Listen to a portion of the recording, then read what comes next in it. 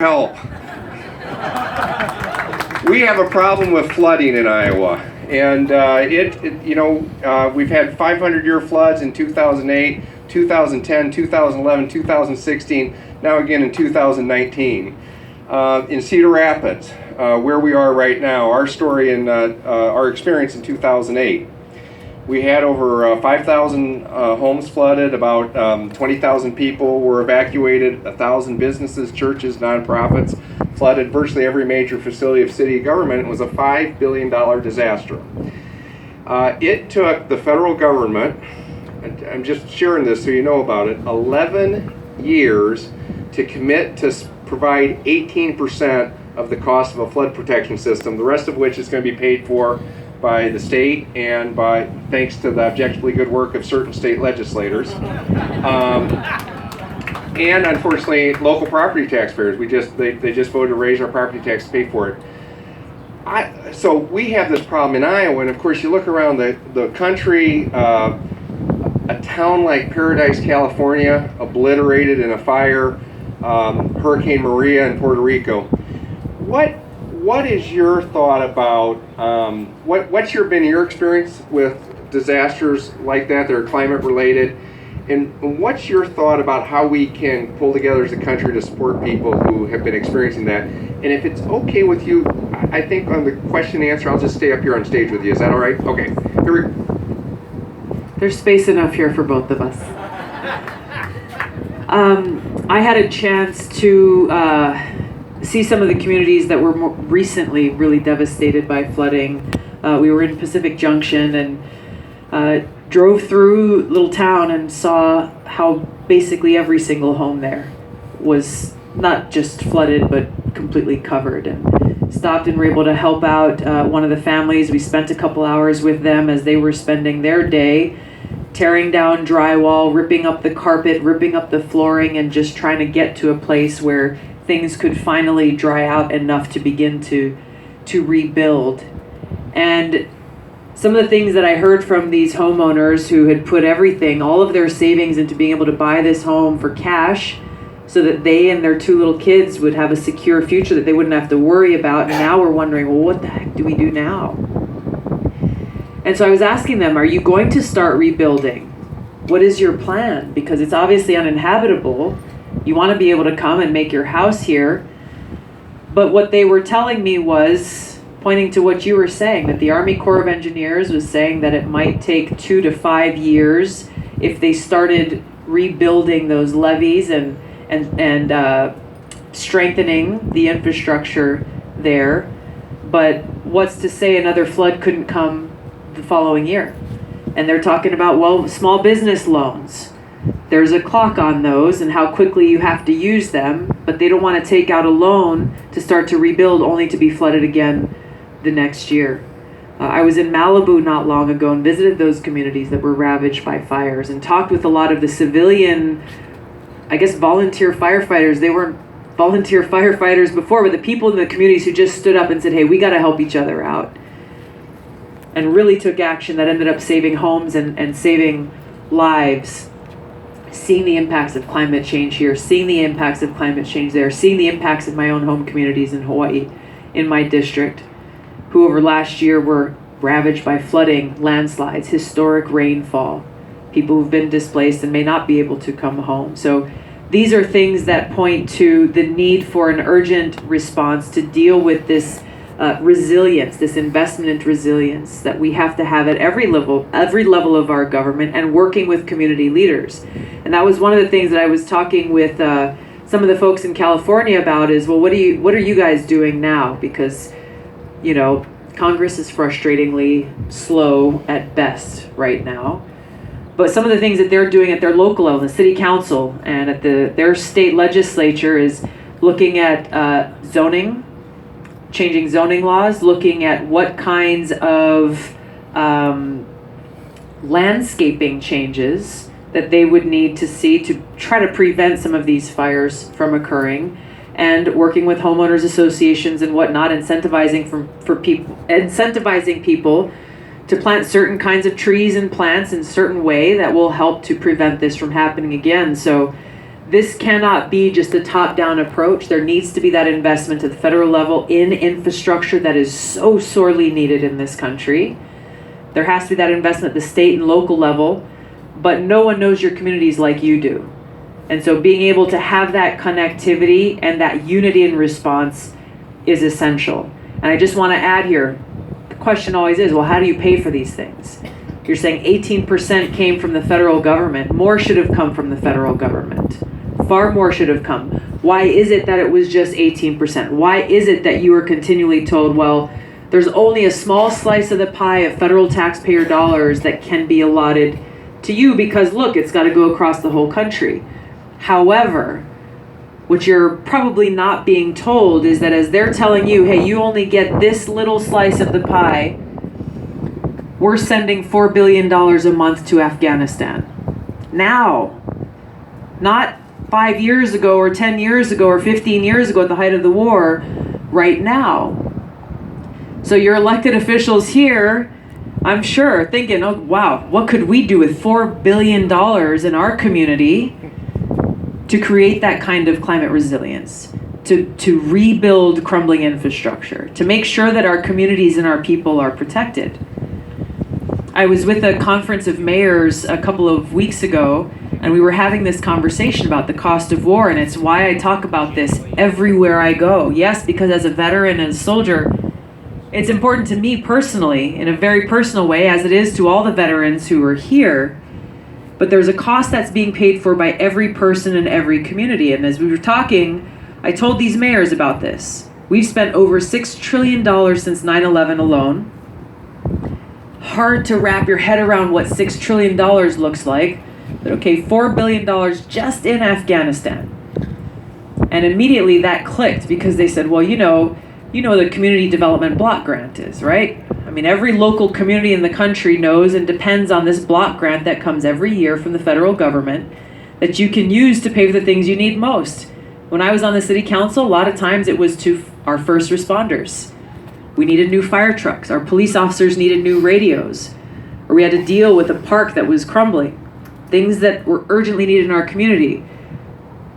$4 billion a month in Afghanistan.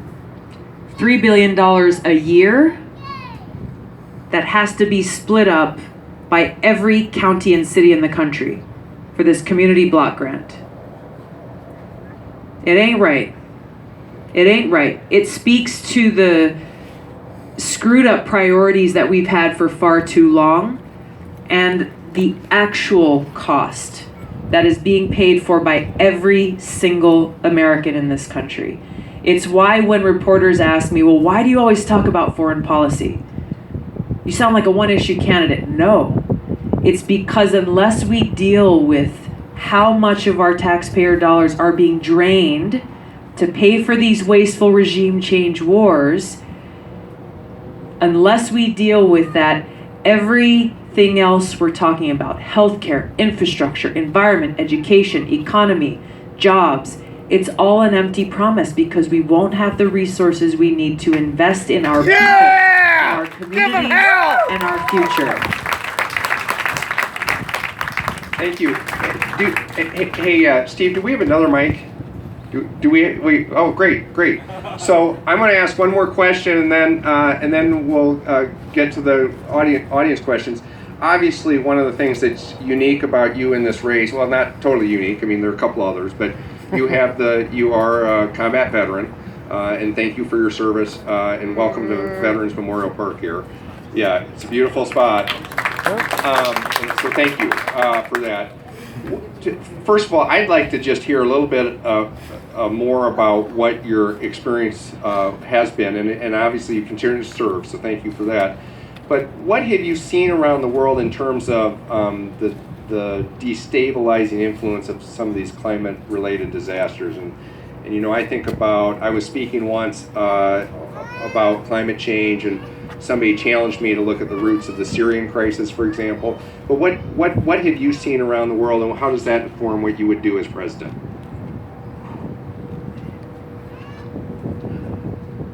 When I first deployed to Iraq, it was 2005. It was during the height of the conflict.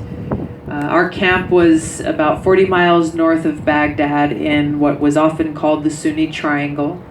And there were a lot of casualties during that time. I served in a medical unit where every single day I was confronted with that very high human cost of war. There was a big sign at one of the gates to our camp that most of the patrols went in and out of every day that read in big block letters, you couldn't miss it, "Is today the day?" And it was a reminder every day when I went by that sign and I saw it that any day could be our last, that our moment could come at any time. And it's something it made an impact on me then, and it's something I still think about because it was a reminder there of how little time we have. And for me, wanting to make the most of the precious time we've been given, wanting to do my best in my own life to be pleasing to God and to make a positive impact on those around me, which has really led to the sense of urgency that I have to deal with these issues, to bring about the kind of change that we need to see. One of the things that we're still struggling with now and that we're actively fighting to change in Congress is the environmental impact that we had in the many different countries where we've been across the Middle East in the toxic burn pits.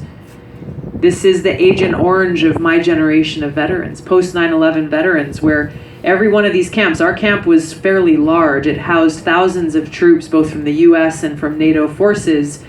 And, there's no, at least at that time, maybe it's changed, but at least at that time and for a long time, there's no organized waste disposal system. It's in a combat zone. You're at war. There's no trash pickup on Mondays, Wednesdays, and Fridays. No, every single thing went into this burn pit of waste.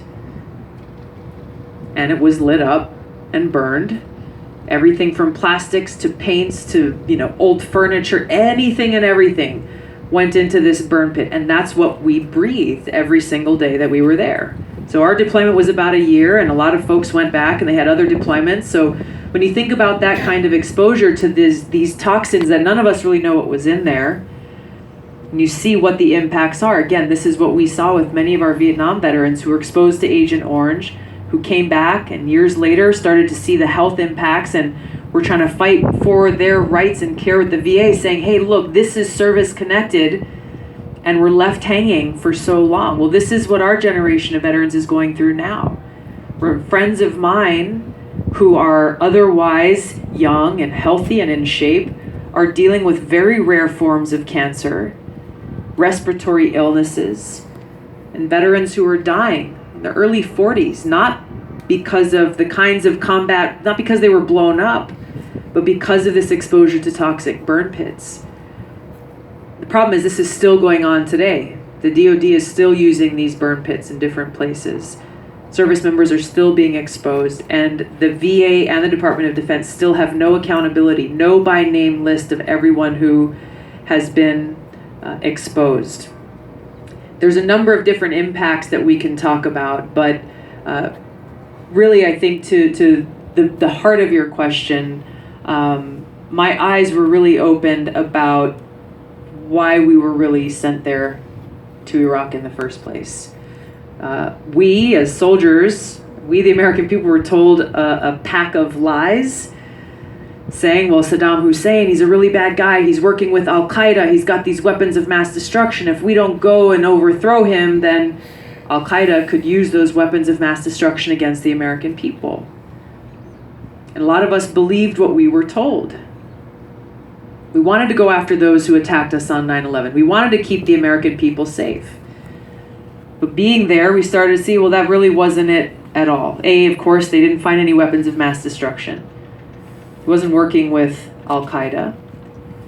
But I started to see who was making money off of this. In our camp, again, big camp, there was a logo that was stamped on virtually everything in our camp.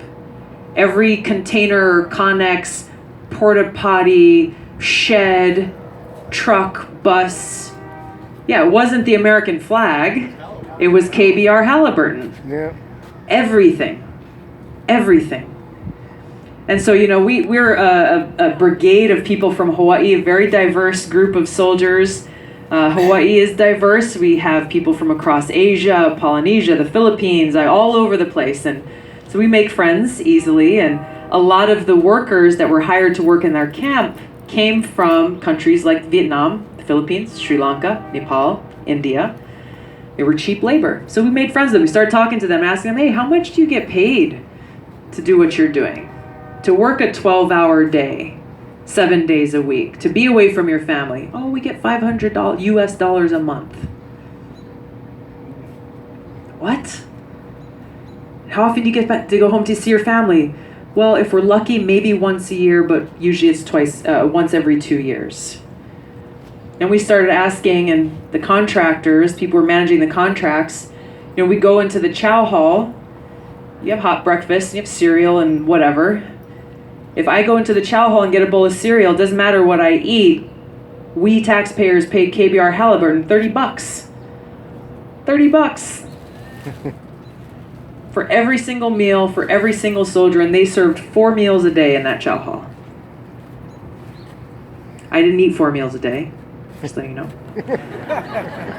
But seriously, it really highlighted how leaders from both political parties, Democrats and Republicans, have been influenced by the foreign policy establishment and the military-industrial complex and those who profit off of these continuous and wasteful and counterproductive regime change wars that are counter to our interests, that are counter to our national security, that make us less safe, that cause more damage and destruction and death in the countries where we wage these wars, that cause our veterans to come home, dealing with visible and invisible wounds that stayed with them for so long, and that make it so that we do not have the resources we need for our communities, to strengthen our communities, to invest in our kids, to invest in our economy.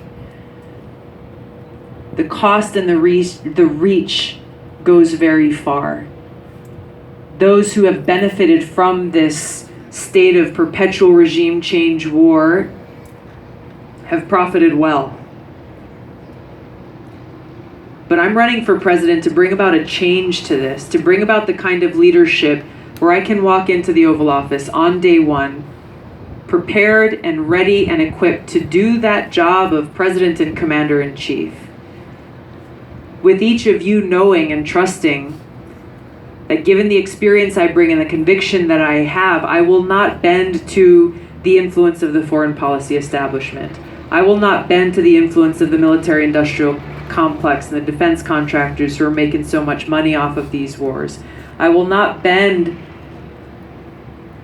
to the uniforms who will come in and say we should do this or we should do that, no matter how many stars are on their shoulder, because I know exactly what my mission is and who I serve and whose interests are at the forefront of the decisions that we are making. Strengthening our country, keeping our people safe, and honoring the great service and sacrifice of our troops, making sure that they are only sent on missions that are worthy of their great sacrifice. Thanks We for have- talking about Dick Cheney's Halliburton. Thank you. We have, and this is why this is so important. I'll open it up after this.